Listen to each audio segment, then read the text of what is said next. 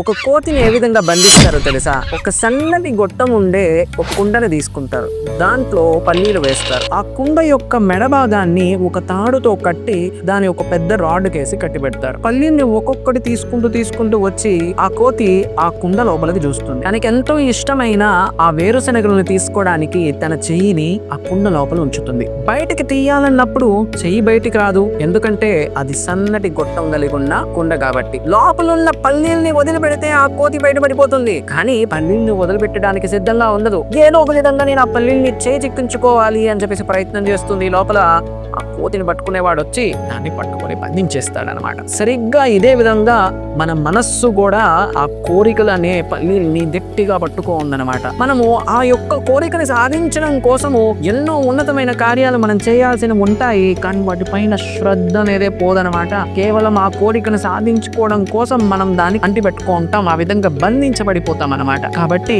మనము అధమమైన కోరికలు, మనస్సు దేని కోరుకుంటే దాన్ని ఇవ్వడానికి ప్రయత్నించకూడదు. మనకి ఏది మంచిదనిపిస్తే అది చేయకూడదు, మనకి ఏది మంచిదో దాన్ని మనం చేయడానికి ప్రయత్నం చేయాలి. హరే కృష్ణ.